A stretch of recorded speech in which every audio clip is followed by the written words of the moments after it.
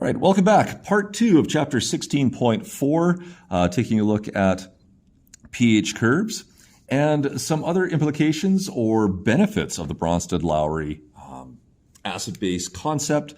And it brings us to something known as a polyprotic entity, and I like the word here, sequential reactions. All right, so poly means many, protic means that proton. All right, so we're taking a look at things that can exchange more than one H+. Back under the Arrhenius system, it could not handle this. While we did kind of play around with it before we ever knew anything about acids and bases back in double replacement reactions, as we started to learn more about what acids and bases were, the failure of Arrhenius, the middling compromise of modified Arrhenius, we have now introduced this idea of a Bronsted-Lowry concept. We've done a lab on it, which said it worked much, much better. I believe you got 9 out of 11, possibly 10 out of 11 predictions correctly if you did it right. And so, while not perfect, Bronsted-Lowry is a massive improvement on predicting whether things are acid or base. The other thing that it's been able to do for us is give us a way to describe polyprotic entities. So let's take a closer look at that. Polyprotic species are going to be your things that will either donate, remember that's a base, or sorry, that's an acid, or accept, that's your base, more than one proton. So how do we identify them when we're looking at the chemical formulas?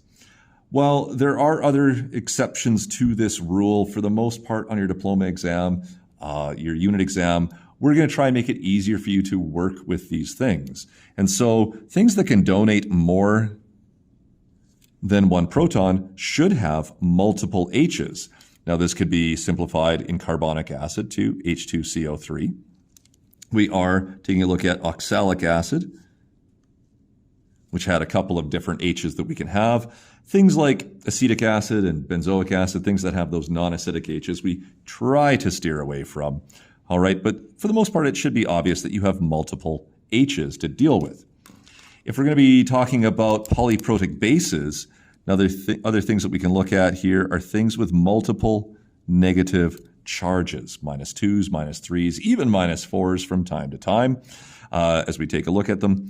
For these things here, you're looking at highly negative substances. If they were to take one H+, would only decrease their charge by 1, still having a negative charge, and have the ability to still accept more H+. One other thing we should talk about here, you see something with an H and with a minus charge. Remember, those things are amphiprotic, which means that they can behave as either acid or base.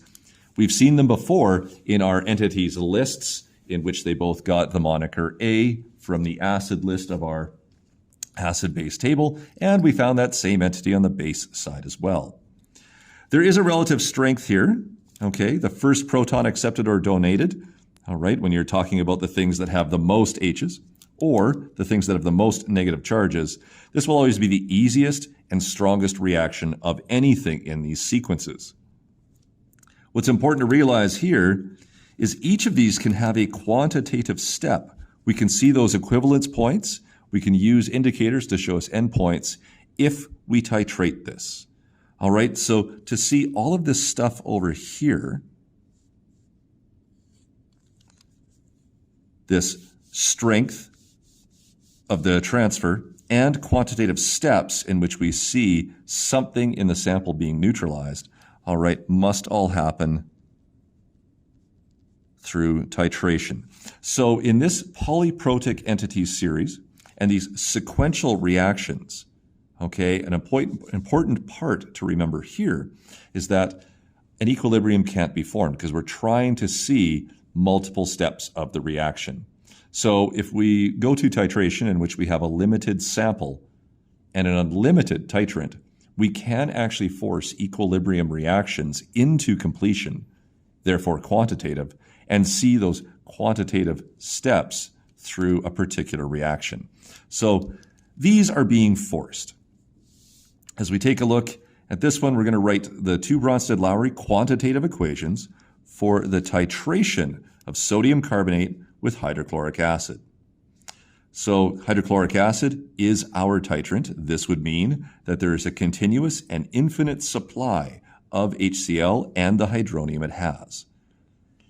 This would be then titration. We can therefore consume all of whatever we have as our base in that sample. Because we have, in this case, two or a polyprotic base in our list, then what we can do is see the two quantitative steps. All right, we're just going to pause that for a sec. All right, so in this one here, we are going to use our 5-step method. If we take a look at sodium carbonate, being a soluble ionic compound, it does dissolve and dissociate into sodium ions and carbonate ions in our entities list. Hydrochloric acid, being one of our 6 strong acids, does ionize into hydronium and chloride. Don't forget that we have the water there. We have 2 potential acids, 2 potential bases. Hydronium, obviously the strongest of the acids. Carbonate, when we go to our list, is the strongest of the bases, and that means your proton shifts this way. So now we can write our Bronsted-Lowry equation in which hydronium gives up its proton to carbonate ion. Single arrow here, this is simply because it's a titration and we're forcing the reaction to completion, gives us hydrogen carbonate and some water. This means that your carbonate, your sample, has been all used up. But if we take a look at the products here, we see something still with an H, still with a minus, and so we have made this amphiprotic substance that still has that negative charge. If I was to keep my titration going, I do have something in my sample now that can keep accepting the hydrogens from hydronium. We can even take a look at this with a second entities list here. You have your sodium, your carbonate, hydronium, chloride, water, but now you have something new hanging out in the solution. And we said that because titration, your sample of limited reagent carbonate is all gone. So that gives us 3 acids, 2 bases. Your strongest acid, still hydronium, but the thing you made, the hydrogen carbonate ion, is now your strongest base. Write your equation. Hydronium gives up its proton to hydrogen carbonate to make carbonic acid, H2CO3, and some water. You'll notice now that the negative charge is gone. We don't really have anything here obvious that is going to take any sort of hydrogens other than the water that is still here. And so this would end our titration.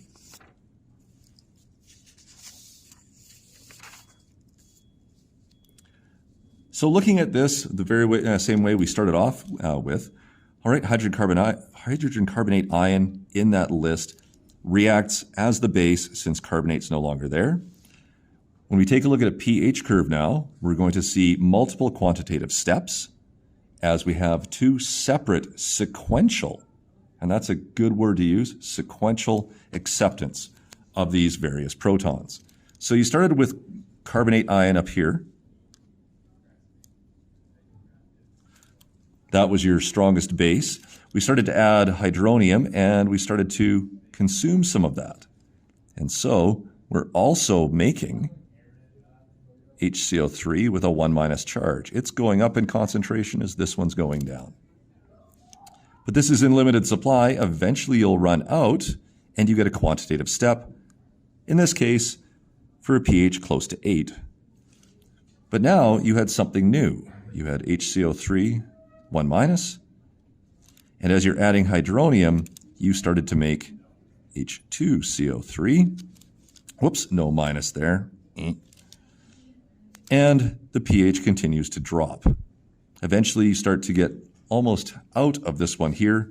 You get your quantitative step, and we get to this point here. All right, so there isn't a third reaction here, as water is the only thing that can possibly accept it. When that happens, all right, technically what we say is the titration is over, and the only changes in pH here is because you left the tap open on your burette, and things kept changing in pH because you have titration error. The key here is that you had 2 sequential steps. If we go back to what we were looking at, see if I can make this work.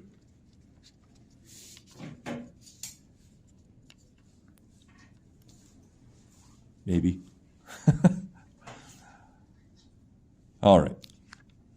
So we take a look at this one. You can see that you added hydronium once, twice, So in our net equation, we can see that we have 2 moles of hydronium added.